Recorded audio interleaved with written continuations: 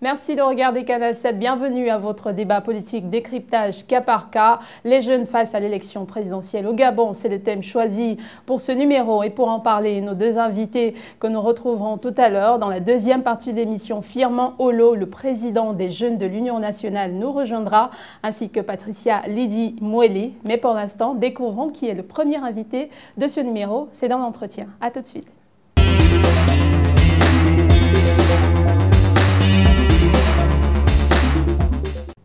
Junior Xavier Ndondon, merci d'avoir accepté notre invitation. Bienvenue sur le plateau de décryptage cas par cas. Merci, bonsoir à vous. Le principe de l'émission est simple, nous avons 10 minutes d'échange et ensuite, comme je l'ai annoncé à l'introduction, Patricia Lydie Moueli et le deuxième invité nous rejoindront donc pour entamer le débat. Alors pour vous présenter brièvement, vous êtes donc le chargé ou un des chargés de mission du président de la République. Vous êtes également membre du Parti démocratique gabonais. Vous êtes par ailleurs le promoteur de la Junior Achievement qui est donc JA Gabon, une sorte d'initiation des jeunes en entrepreneuriat. Est-ce que vous avez, d'ailleurs c'est une question que nous posons à tous nos invités, est-ce que vous avez un élément que vous voulez rajouter ou bien enlever de cette présentation? Non, je suis président du réseau des jeunes cadres aussi du Gabon et je pense que vous avez à peu près tout dit. D'accord. Alors, on va parler donc de cette élection présidentielle qui constitue un enjeu majeur dans la vie d'une nation. Quel est, selon vous, le rôle et la place que les jeunes devraient occuper dans un tel événement? Le rôle que les jeunes doivent occuper dans l'élection présidentielle de 2016 est déjà dessiné depuis 7 ans par le président sortant et candidat à sa propre succession, puisqu'il a placé la jeunesse au cœur de son action politique. Donc les jeunes ont un rôle déterminant à jouer, d'abord parce que beaucoup se sont fait enrôler, ils se sont fait inscrire, et il est donc important qu'ils aillent massivement voter au soir du 27 août, voter pour le vrai changement, voter pour le vrai candidat qui leur garantit la prospérité et le développement du pays. Et dans le cas espèce, c'est le président Ali Bongo Ondimba qui a déjà posé les jalons du développement du Gabon et donc je pense qu'il mérite d'être reconduit par la jeunesse gabonaise parce qu'il est à peu près le candidat le plus jeune, le plus sérieux du moins. Il a toujours été le candidat de la jeunesse et donc naturellement la jeunesse se reconnaît en lui. Comment vous voyez la jeunesse gabonaise actuellement pour cette présidentielle de 2016 par rapport à 2009? La jeunesse a beaucoup évolué.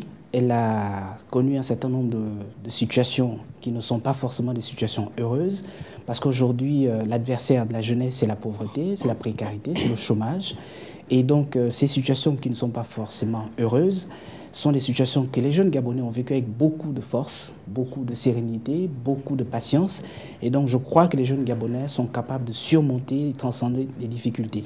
Et donc aujourd'hui, moi je regarde l'avenir avec beaucoup de sérénité. Je leur dis oui, c'est possible, malgré les difficultés, malgré les obstacles, c'est possible de parvenir à une jeunesse totalement émancipée, de parvenir à une jeunesse totalement libérée, totalement accomplie dans ce pays qu'on appelle le Gabon. Alors, on vous a également vu parcourir beaucoup le pays pour promouvoir notamment l'entrepreneuriat chez les jeunes gabonais. Est-ce que vous avez véritablement cerné ces jeunes-là? Est-ce que vous avez véritablement compris quels sont leurs problèmes? Alors, j'ai eu l'honneur, grâce à l'impulsion du chef d'État Ali Bongo Ondimba, de faire le tour du Gabon, parler aux jeunes de toutes les provinces et grâce à l'implication de la fondation, parce qu'il faut le dire, la fondation Ali Bongo Ondimba pour la jeunesse et l'éducation, qui a pris comme acte majeur le financement du Grand Prix de l'Excellence, j'ai fait donc le tour du pays, j'ai parlé aux jeunes, scolarisés, non scolarisés, au chômage, qui essaient d'entreprendre, qui se débrouillent dans des petits métiers. J'ai parlé avec eux. J'ai été au cœur de leurs difficultés et j'ai vu en eux un espoir. Ils espéraient beaucoup, ils attendent beaucoup du président de la République, ils attendent beaucoup du grand frère, puisqu'il disait toujours, il y a Ali, il faut qu'il fasse quelque chose pour nous. Et j'ai fidèlement transmis. Et dans quelques jours, les conclusions du Grand Prix d'Excellence seront livrées. Le président de la République n'a pas attendu. Il a lancé, par la même occasion de la même fondation, le programme Un jeune, un métier, pour faire en sorte qu'on accélère le processus d'autonomisation des jeunes. Et l'espace PME pour les jeunes sera livré dans quelques jours. Donc le président est à l'œuvre pour régler les problèmes des jeunes Gabonais, dont nous lui avons fait part au courant de cette tournée. Et donc, pour parler de ce candidat président que vous soutenez, est-ce que vous pensez que son projet de société concernant ces jeunes-là fera le tour complet de leurs attentes? Ce projet, le Changeons ensemble, avec un focus sur l'égalité des chances, fait un tour exhaustif, mais vraiment à 360 degrés des problèmes principaux que les jeunes rencontrent. Parce que tout au long du septennat, les jeunes ont eu droit à un forum national de la jeunesse où ils se sont librement exprimés. Ce forum leur a permis, avec un atelier de validation, d'avoir en février 2013 le document de politique nationale de la jeunesse qu'ils ont remis à son excellence et qui aujourd'hui est déjà traduit en loi avec la loi d'orientation de la jeunesse. Donc je pense que cette politique nationale de la jeunesse et qui a des axes précis, notamment l'autonomisation, l'adéquation, emploi-formation, est en train de donner ses fruits. Donc je pense que ce programme tient compte de toutes les préoccupations des jeunes. Et le programme d'égalité des chances, c'est la meilleure offre qu'on aurait pu faire à la jeunesse. Mais en parlant justement d'égalité, quelles sont les garanties que tous les jeunes, de façon équitable, auront accès à ces privilèges-là, si on peut les appeler ainsi? Lorsque j'ai fait le tour du Gabon et que j'ai parlé aux jeunes, par exemple, du Grand Prix d'Excellence, il fallait seulement être Gabonais pour participer au Grand Prix. Et ceux qui gagneront le 25 n'appartiennent à aucun parti politique, ils n'appartiennent à aucune écurie politique. Le président ne regarde pas d'où ils viennent, leur ethnie, leur village, leur province, leur cursus, ni leur parti politique. C'est des Gabonais. On ne parle peut-être pas de politique dans ce cas-là, peut-être on va parler de couches sociales. Est-ce que toutes les couches sociales, tous les jeunes de toutes les couches peuvent avoir accès au Grand Prix d'Excellence? Il y a plusieurs prix. Le prix spécial Cannes, le prix Diaspora, le prix numérique, le prix Action, le prix Espoir. Tous les jeunes Gabonais sont compris. Dans le programme Un jeune, un métier, ce sont majoritairement des jeunes issus des quartiers qu'on appelle défavorisés qui ont participé à ce programme sans aucune distinction politique ou ethnique. Donc l'égalité des chances, elle est en marche au Gabon. Moi, j'y crois et les jeunes que j'ai vus, ils ont vraiment bénéficié de cette politique d'égalité des chances. Et je peux vous garantir ici qu'elle est réelle. Aucun jeune Gabonais ne pourra plus jamais être lésé à cause de X ou Y critères. Ça, alors, nous en reparlerons avec votre contradicteur tout à l'heure. Vous parlez là au futur, mais peut-être faire juste de façon brève une sorte de rétrospective concernant le bilan du septennat qui s'achève. Qu'est-ce qui, selon vous, pourrait justifier le fait que la jeunesse ait été placée au cœur de l'action du président Ali Bongo?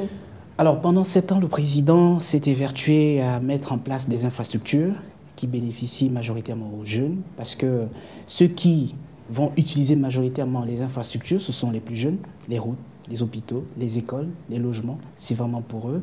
Les réformes sur le plan social, sur le plan politique, le nouveau système de rémunération, c'est pour les jeunes qui rentrent dans le cadre de la fonction publique par exemple. Les logements sociaux, les réformes que le président a initiées sur le plan de la transformation économique, la zone économique spéciale encore qui nous donne 3000 emplois, c'est les jeunes qui bénéficient de ces emplois. La plus grande palmeraie d'Afrique aujourd'hui, on l'a au Gabon et à Mouila, ce sont des jeunes qui y travaillent. Dans toutes les usines que nous avons aujourd'hui, ce sont les jeunes qui y travaillent. L'école des mines de Mwanda, c'est les jeunes qui vont avoir accès à cette école avec les bourses. À vous entendre, on a l'impression que tout ce qui est fait, c'est maintenant que pour les jeunes et donc le reste de la population qui est non jeune le reste de la population qui est non jeune a bénéficié effectivement d'une grosse politique de couverture sociale qu'on appelle la CNAM-GS.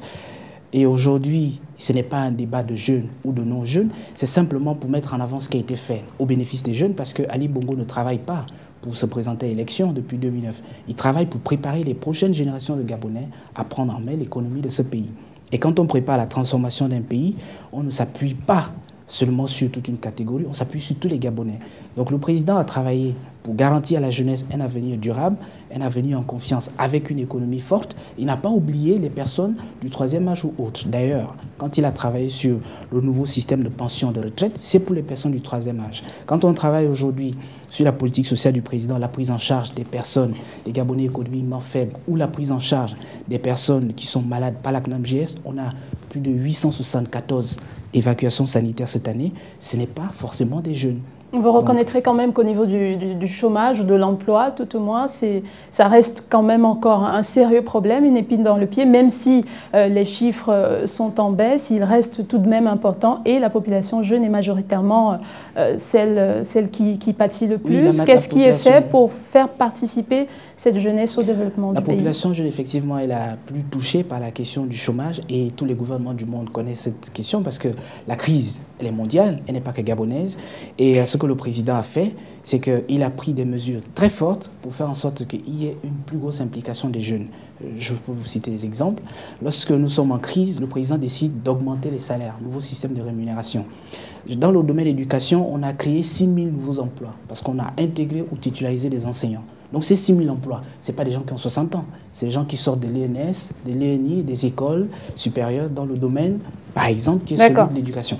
Merci beaucoup Xavier Ndon d'avoir répondu à ces questions. Nous allons passer à la deuxième partie de l'émission, à savoir le débat. À tout de suite.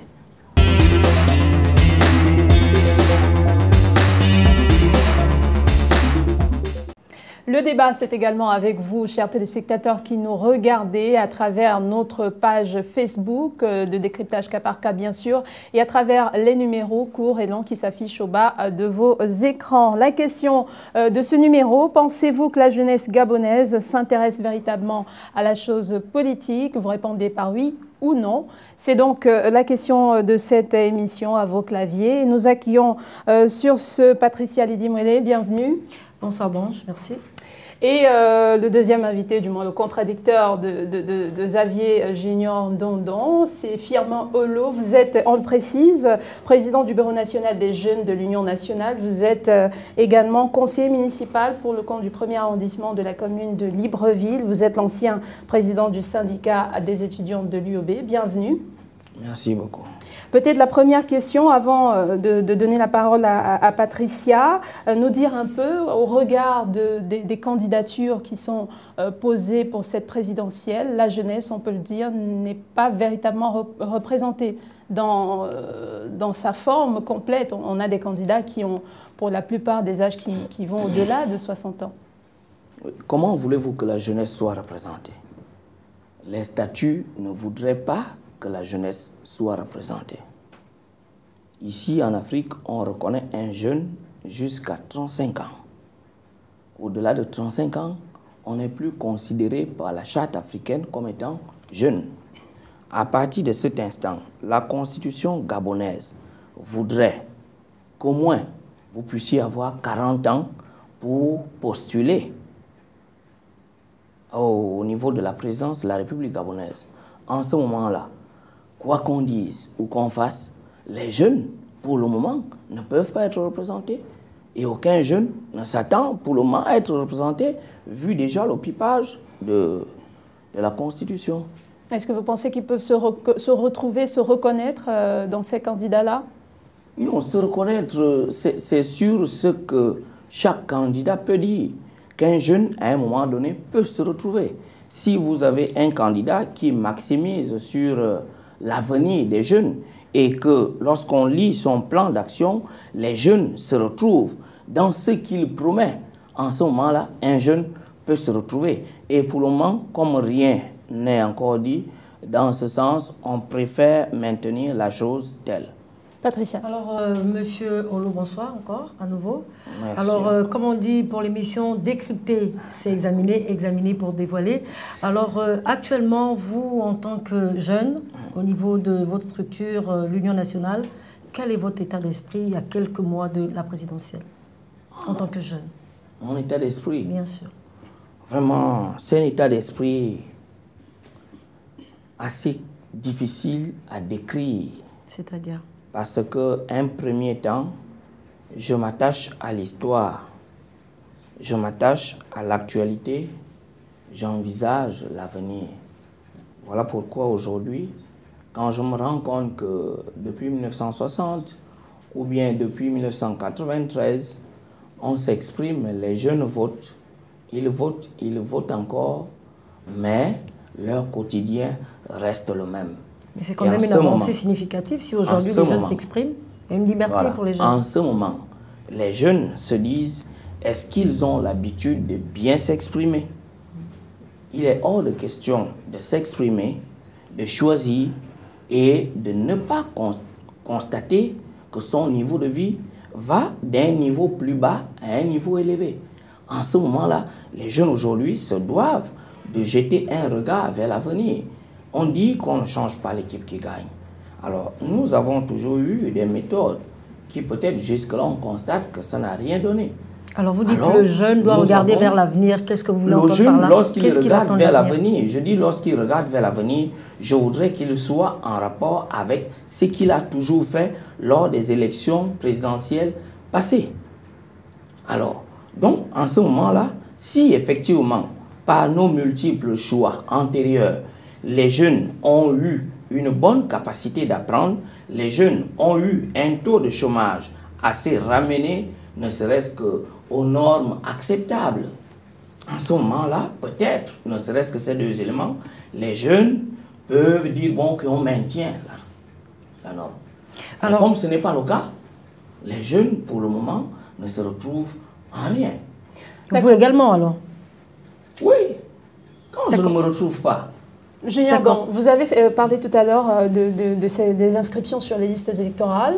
Vous avez dit les jeunes se sont inscrits, mais pour l'instant, ce n'est que la moitié de la population jeune. Comment vous expliquez cela à quelques mois de la présidentielle? En fait, les jeunes se sont, comme je l'ai dit, massivement inscrits. Les jeunes, selon les chiffres que nous avons des Nations Unies, constituent à peu près 63% de la population gabonaise. Les jeunes gabonais sont une force démographique, mais ne sont pas encore une force politique, parce qu'ils deviendront une force politique à partir du moment où ils vont faire un bloc uni et qu'ils vont s'exprimer dans les urnes. Parce qu'on parle d'élection, on parle d'électeurs. On ne parle pas des meetings ou de rassemblements de milliers de personnes. On parle de ceux qui sont électeurs, détenteurs d'une carte d'électeur, d'une carte d'identité en bonne et due forme, inscrits, enrôlés, et qui peuvent, le 27 août, aller dans un bureau, accomplir leur devoir citoyen. Donc c'est de ces jeunes dont je parle. Et pour ajouter, quand je parle de ces jeunes, à la fois, je pense aussi à ces jeunes qui n'ont pas, pour plusieurs raisons, pu faire leur inscription, et leur dire que ce n'est pas une raison pour désespérer. Il faudra que chacun de nous fasse l'effort, la prochaine fois, de se faire enrôler. Est-ce que vous pensez que la politique telle qu'elle est menée actuellement est de matière à susciter l'intérêt de ces jeunes-là? Qu'est-ce qui est fait pour amener la politique vers eux? Justement, c'est ce que je vous disais, que depuis 2009, on a eu une espèce de métanoïa sur le plan politique. À l'époque, la politique était faite sans les jeunes. Elle n'était même pas faite par les jeunes. Et je suis malheureusement triste de constater que ceux qui, à l'époque, ont fait la politique sans les jeunes, sans que les jeunes soient associés, reviennent au devant de la scène aujourd'hui nous dire que non, la politique qui est menée pour les jeunes aujourd'hui n'est pas bonne.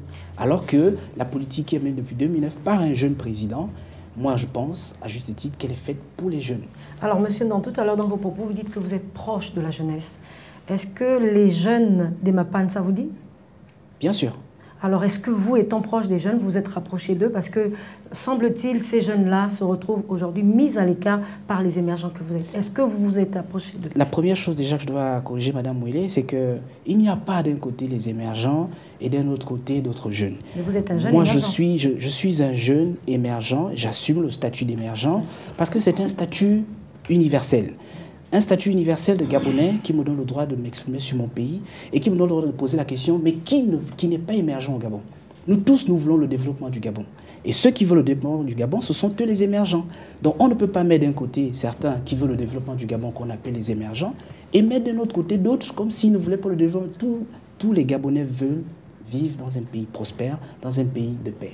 Pour répondre à votre question, moi-même, je suis un fils des quartiers qu'on appelle les Mapan. Donc, c'est des réalités que je connais et qui ne datent pas d'aujourd'hui. Nous avons hérité de ces réalités. Ali Bongo, en premier, a hérité de ces Mapan. Nous avons constaté qu'un certain nombre de politiques publiques n'ont pas pu permettre aux Gabonais de sortir de ces Mapan. Nous en avons hérité. Mais puisque nous avons hérité de nos pères, nous n'avons pas le droit de venir dire que nos pères n'ont rien fait. Ce serait faire œuvre d'injustice. Nous avons plutôt le droit, le devoir de corriger les manquements de nos pères pour faire en sorte que ceux qui hier étaient dans les Mapan sortent progressivement des Mapan pour aller dans les logements. Je vous prends un exemple. Les 872 logements qui sont aujourd'hui livrés à Ngondje, les Gabonais qui y habitent, beaucoup sortaient des Mapan. Ils ont des logements décents aujourd'hui. À la fin du mandat du président, c'est 13 600 logements qu'on aura construits en décembre avec des parcelles viabilisées. On n'a peut-être pas fait les 35 000 engagements au départ.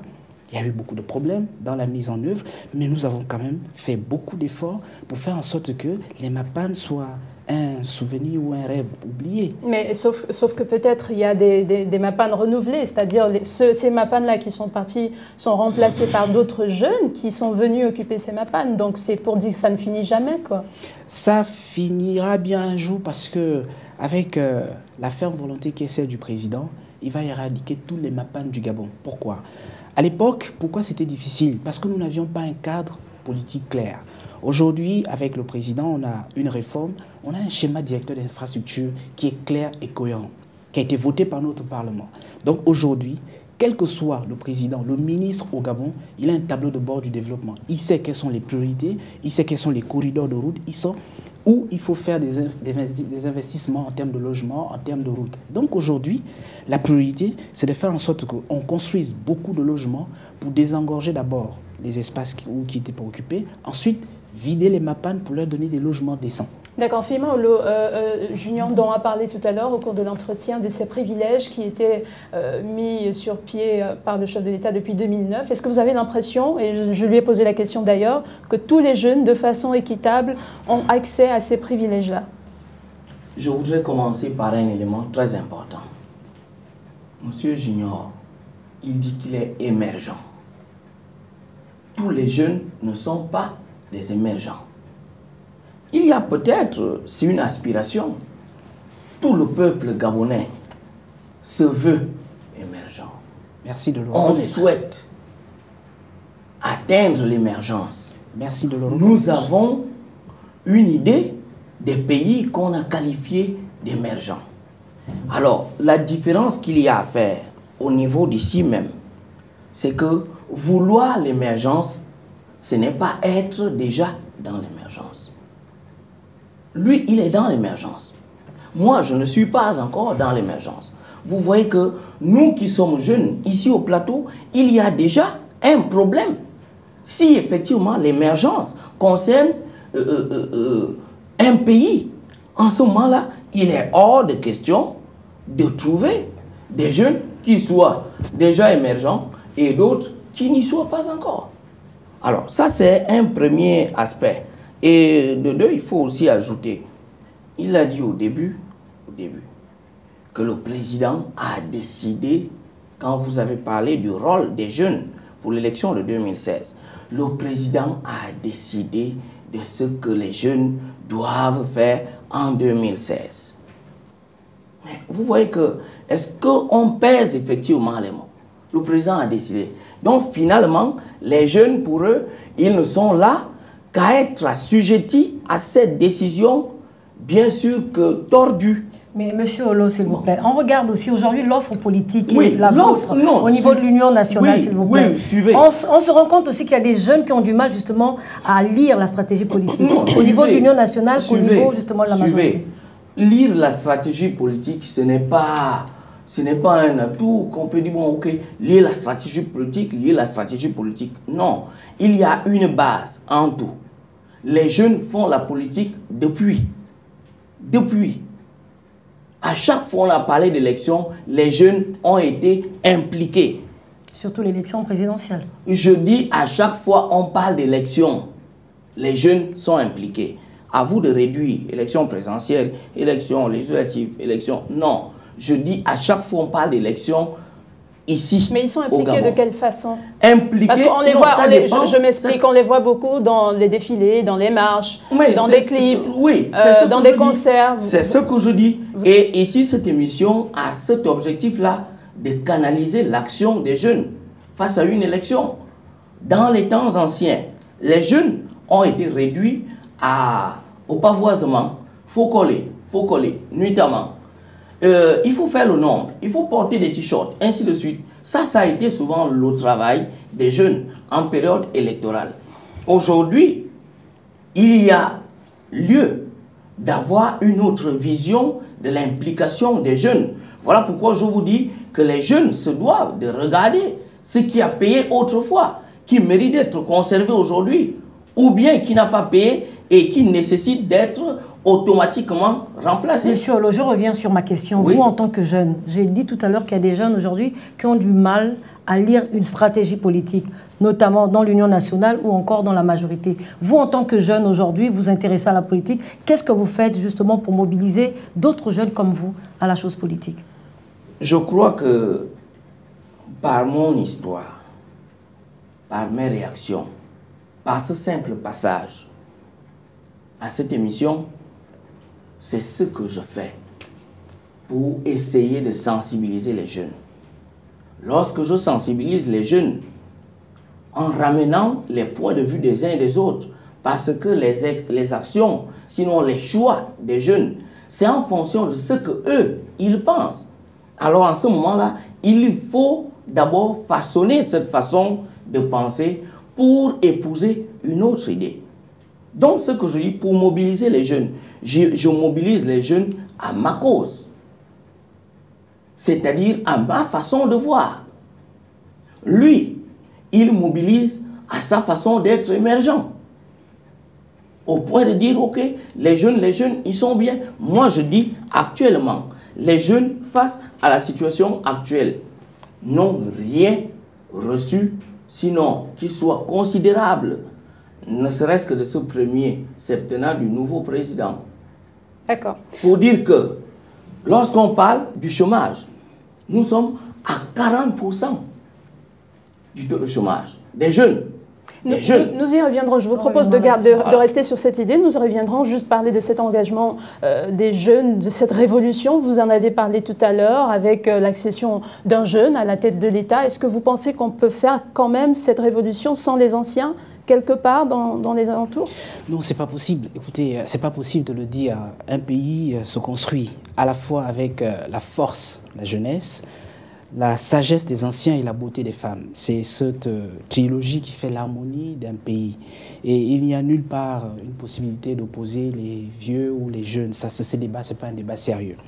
Ce que je peux dire, pour revenir sur le statut... Mais est-ce que ce que vous dites s'applique au Parti démocratique gabonais, tel qu'on le voit actuellement, avec tout ce qu'il a vécu ces derniers jours? Moi, le président de la République, qui est aussi président du PDG, que je connais, dans son mode de fonctionnement, il associe à la fois les plus jeunes, les plus anciens et tout le monde. Moi, c'est ce que j'observe. Maintenant, je n'exclus pas forcément qu'il y ait eu des dérapages ici et là. Et j'en profite pour à la fois dire aux jeunes qu'il faut faire l'excuse devant les anciens. Il n'y a aucun village qui se construit sans les anciens. Ce n'est pas possible. Ce n'est pas sérieux et ce n'est pas moi qui peux le dire à cause de l'âge de mon père et de mes ascendants. Ce que je peux dire pour répondre à la question, c'est que le 9 septembre 2012, j'aime parfois bien parler avec les chiffres et les statistiques. Ali Bongo Ondimba, devant le Parlement réuni en congrès, donc Assemblée nationale, Sénat compris, il a proposé un projet de loi pour fixer les quotas de représentativité des jeunes et des femmes. 25%, 30% pour certains. Donc aujourd'hui, la loi oblige les partis politiques à faire en sorte qu'il y ait sur chacune de leurs listes 30% de jeunes et de femmes. Je pense que c'est une avancée majeure pour la jeunesse gabonaise. Est-ce que ça ne reste pas que des chiffres firmés, par exemple, à l'Union nationale, ou alors, pour parler du candidat Jean-Pierre, on prend des exemples comme ça, on le voit beaucoup entouré de dinosaures, entre guillemets, de la politique. On n'a pas vu beaucoup de jeunes dans son entourage. Pas par exemple à l'Union nationale. Il faut dire par exemple d'abord au PDG. Combien de jeunes ont été élus au PDG? Il faut qu'il nous donne ces statistiques. Moi, je suis jeune. J'ai été élu. D'abord par les étudiants. Et ensuite par les populations du premier arrondissement. Dans le cadre de la présidentielle, on voit quand même les descentes sur le terrain des différents candidats. Et on les voit rarement entourés de jeunes. On a vraiment l'impression que c'est... Non, vous ne pouvez pas dire rarement entouré de jeunes. Vous ne pouvez pas dire rarement entouré de jeunes. Les jeunes, je vous ai dit avant, que les jeunes ont un travail. Chaque secteur, sinon chaque catégorie sociale, a son travail dans une élection, au cours d'un meeting, ainsi de suite. Donc, ce qui fait que le jeune, on nous apprend dans la Bible que vous ne devez pas être assis lorsqu'un vieux, lui, il est debout.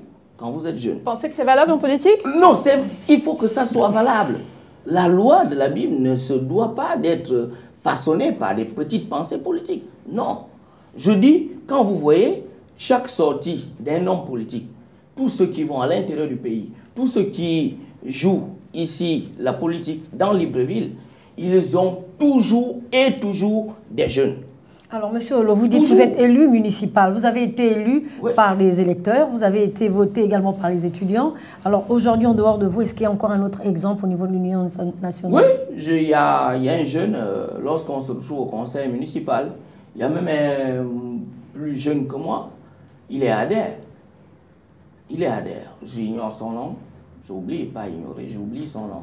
Mais il est adhère. Donc, alors que le PDG n'a pas un jeune à l'intérieur. Donc, vous voyez que ce n'est pas cité dans le jeune. Vous entendez quoi par l'intérieur? C'est-à-dire parmi ses élus locaux. Le PDG n'a pas de jeunes. C'est ça le problème. Nous, on se retrouve au conseil municipal.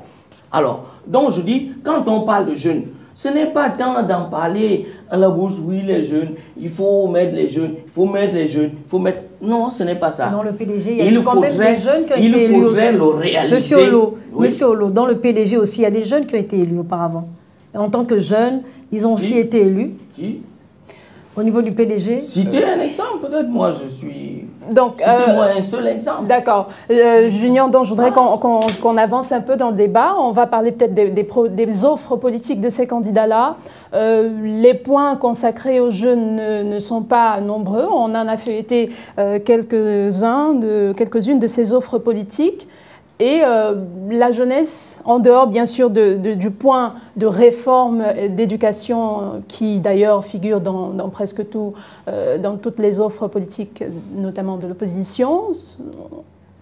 Comment est-ce qu'on peut expliquer cela? D'accord, je vous réponds, mais permettez-moi de corriger une erreur, parce que quand M. Olo affirme, je ne me ferai pas le porte-parole du PDG, mais en tant que militant, il faut quand même que je rappelle à M. Olo que l'UJPDG est l'organe spécialisé des jeunes du Parti démocratique gabonais.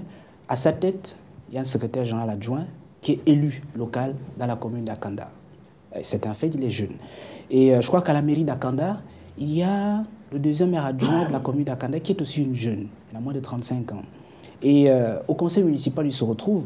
J'ai la chance d'avoir un collègue à la présidence qui est le plus jeune membre du bureau politique du PDG, qui a moins de 35 ans, qui est conseiller du président de la République.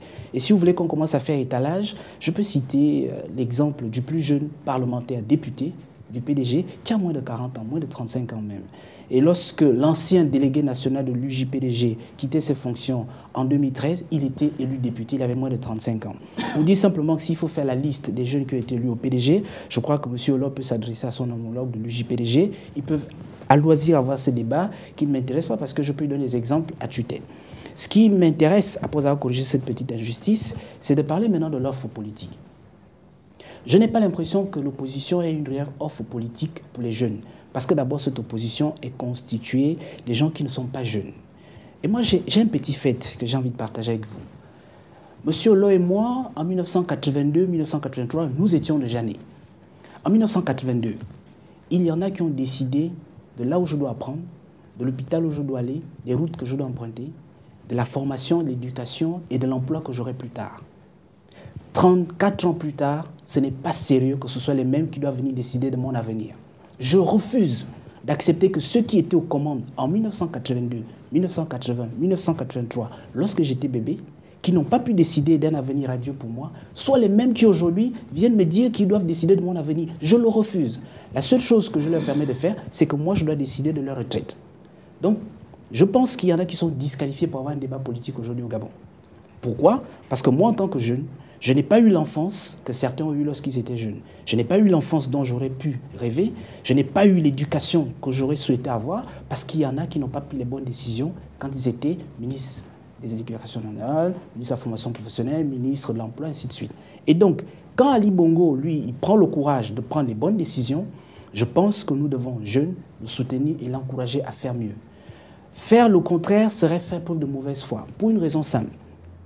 Depuis 1973, les Gabonais percevaient la bourse à l'UOB, qui a évolué un peu en 1986 à cause des grèves, mais ils percevaient la même bourse. Lorsque M. Olo est arrivé à l'UOB, où moi j'ai étudié, nous avions 66 000 francs. Mais lorsqu'Ali Bongo est arrivé sans qu'on le lui demande, il a augmenté cette bourse pour tous les étudiants, sans parti politique. Les étudiants sont partis de 66 000 à 83 000. Est-ce que les étudiants ont applaudi pour ça? Non. Lorsqu'Ali Bongo est arrivé au pouvoir, il avait trouvé un système inégalitaire de répartition des bourses. Certaines personnes qui ont dirigé les bourses et stages au Gabon, qui ont été les barons de ce pays et qui se trouvent dans l'opposition, ont mis en place un système sectaire pour attribuer les bourses au Gabon. Il fallait être d'une certaine ethnie, il fallait être d'eux, il fallait être le filleul de... Essayez de faire court, monsieur Long. Donc, aujourd'hui, quand Ali Bongo arrive, il a décidé d'abroger tous les critères discriminatoires pour accéder à la bourse. Il suffit d'être gabonais. Sans en avoir l'âge, quels que soient les critères, vous avez accès à la bourse. Ça, c'est l'égalité de chance. Et ça, c'est une révolution sur le plan politique. Donc, quand M. Hollande me dit qu'il n'y a rien qui a été fait pour les jeunes, surtout lui qui a été ancien président d'un syndicat très en vue à l'université, j'ai envie de dire qu'on verse dans la politique politicienne. Et je peux continuer à vous prendre des exemples en termes d'emploi. Lorsque nous sommes dans ce pays qu'on appelle le Gabon, la seule alternative qu'on nous a montrée, c'est la fonction publique. On ne nous a pas créé, ces 15 dernières années, une réelle alternative. Qu'est-ce que vous essayez de dire? Les autres candidats n'ont pas réfléchi à de véritables offres concernant les jeunes? Je dis ceci, on ne peut pas avoir été au pouvoir au plus haut niveau, n'avoir pas été capable de faire le minimum pour soi-même ou pour sa progéniture, et revenir quand on n'en a plus la force ni l'énergie pour dire qu'on va penser... Par rapport à tout ce qu'il dit justement, il y a quand même des avancées significatives concernant déjà le taux de la bourse quand même. Oui, attendez, avant d'arriver à ce point. Dorénavant, lorsque vous allez nous inviter, il faut inviter les élus. Je suis jeune. Comme il y a plusieurs jeunes qui ont été votés au PDG, laissez ces jeunes élus parler de la politique. Ça, c'est un fait. Bon. Vous avez dit que les jeunes devaient applaudir parce que la bourse est passée de 66 000 à 83 000. C'est une action de grâce. Je vous demande, si c'est une action de grâce, lorsqu'on donne des responsabilités à une autorité, ce n'est pas pour que... Effectivement, c'est ce qui s'est passé lorsqu'on revendiquait ces problèmes. On me dit, OK, il faut passer remercier le chef de l'État. Je dis, je remercie par rapport à quoi? Mais c'est quand même un acte encourageant. Non, aussi. Vous avez entendu, non, vous avez si on encourage, années, non, suivez, si on encourage, le remerciement ne signifie pas encouragement. Non.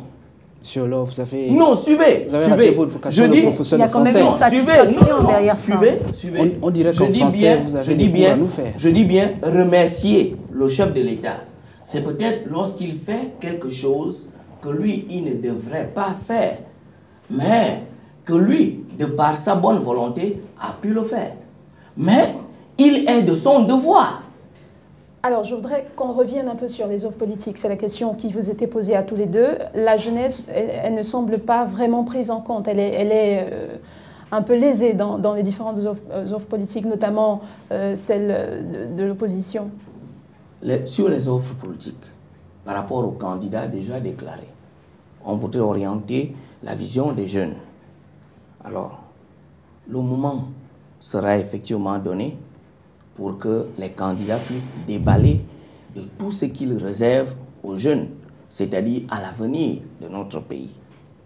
Mais ce qu'il y a aussi à constater, c'est que ceux qui sont à l'opposition aujourd'hui, ce n'est pas le moment pour eux de dire « nous allons vous faire telle chose ». Quand un président est au cours de son mandat, en ce moment-là, c'est lui qui a la pleine action. Ça ne sert à rien pour que vous qui êtes à l'opposition, vous soyez là pour proposer. Non. Ça sert à quoi les projets de société alors? Non, suivez, non, ce n'est pas là la proposition. Mais la proposition devrait émaner aussi de l'opposition. Non, vous savez, proposer sans que cela ne soit pris en compte, ça ne sert à rien de proposer. Donc dans ce cas, vous n'êtes pas impliqué aussi dans la gestion? Non, nous sommes impliqués. Alors, mais sur quelle base, non, alors? Suivez, lorsqu'on choisit un président, c'est avec son projet, son programme, sa politique.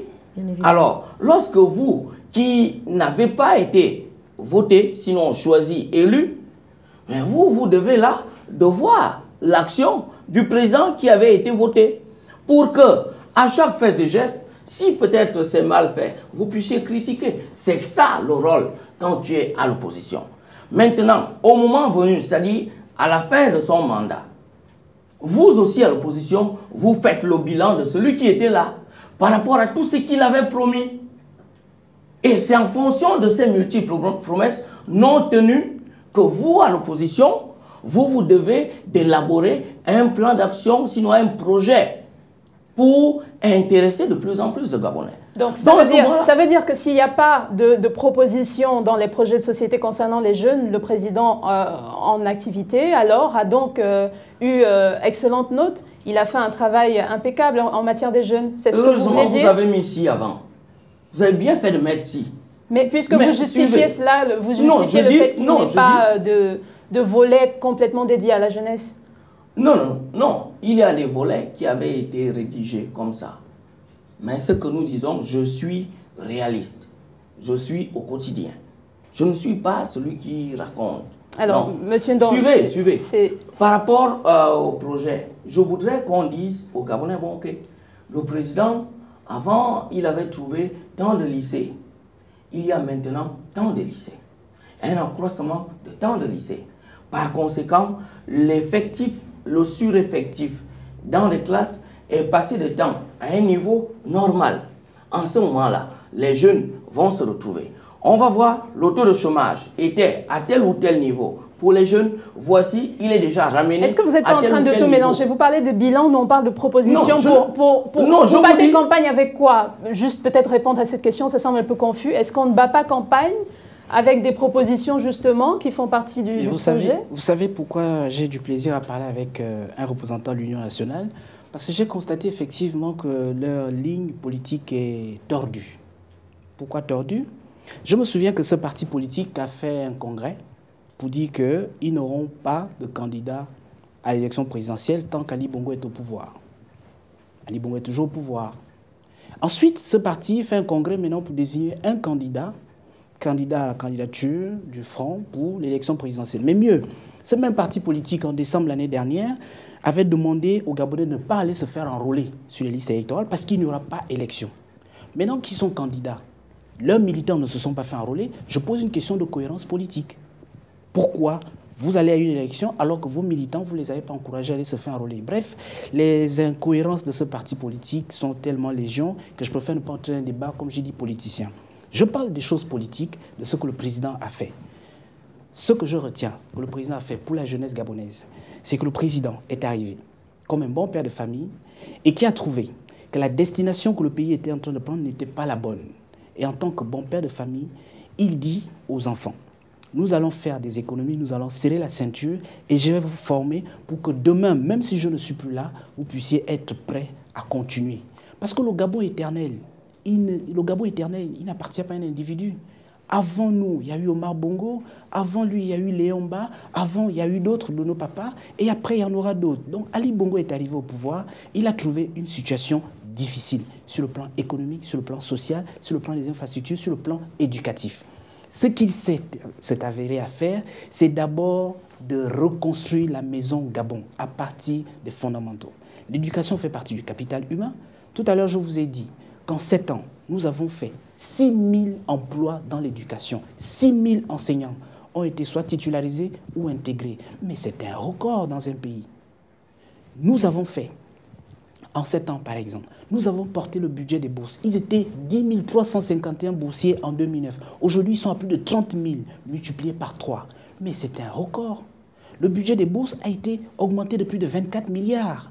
Donc, quand on parle de ces chiffres, ce n'est pas de la fiction. L'État gabonais a injecté énormément d'argent dans l'éducation, dans la santé. Je vous prends un cas. Aujourd'hui, quand vous allez au CHU, quand vous allez à Janébori, quand vous allez à Ngondje, quand vous allez à Ovendo, est-ce que vous n'êtes pas fier d'être dans un hôpital de pointe? Mais tout ne peut pas être réglé en un jour, parce que nous avons accusé beaucoup de retard. D'accord, vous reconnaissez donc que beaucoup reste encore à faire en matière de jeunesse. Et c'est pour ça que le président dit aux jeunes ceci. Nous avons fait des efforts, bien que la situation soit difficile, mais moi je vous montre ma détermination à faire en 7 ans. Et donc si je prends encore 7 prochaines années, je vais réaliser tout ce que je me suis engagé à faire pour votre bien à vous. Parce que tout ce que le président fait, c'est surtout pour les générations futures. D'accord, nous sommes au dernier virage de l'émission. Il faut reconnaître les propos de M. Ndong, il y a quand même des efforts considérables en matière de santé, en matière d'éducation. L'éducation, surtout en matière d'éducation, je voudrais dire quelque chose. C'est-à-dire que lorsque le nombre de boursiers a été aussi considérablement élevé, ce n'est pas par hasard. Ça a valu mon exclusion de l'université. Parce qu'il y avait un critère d'âge instauré et qu'il était question de lever. Ça a coûté ce que ça a coûté à plusieurs étudiants. Il y a eu des blessés graves. Il y a eu des emprisonnements, il y a eu des avorts, des fausses couches, il y a eu des exclusions, il y a eu... il y a ce côté éducation donc, ce qui fait que... Non, suivez. Je parle aussi de volet santé. Je parle aussi de volet santé. Il faudrait qu'on retienne que voilà ce qu'il a été. Mais vous faites bien d'en parler tout à l'heure. On parlait de ces dinosaures, entre guillemets, de la politique, et on disait qu'ils ne sont pas vraiment entourés de jeunes. Vous avez semblé trouver cela normal en prenant les traditions villageoises, qui n'a rien de péjoratif, bien sûr, le terme. Est-ce qu'en ce moment, avec cet argument que vous avancez, vous ne trouvez pas que les jeunes ne sont pas exploités comme il le faut en politique, tout au moins? Non, ils ne sont pas... Je ne veux pas utiliser le terme exploité. Je ne veux pas. Le jeune, peut-être, ne fait pas... Ne voyez rien de péjoratif à cela. Est-ce qu'ils ne sont pas utilisés, ils ne sont pas sous-employés, si vous voulez, en politique? Non, ils sont effectivement sous-employés, sinon mal utilisés en politique. Parce que lorsque quelqu'un a besoin d'utiliser les jeunes, il va dans des secteurs que peut-être lui-même, il estime négligeables. Parce que demain ou après-demain, il n'aura plus besoin de ces jeunes.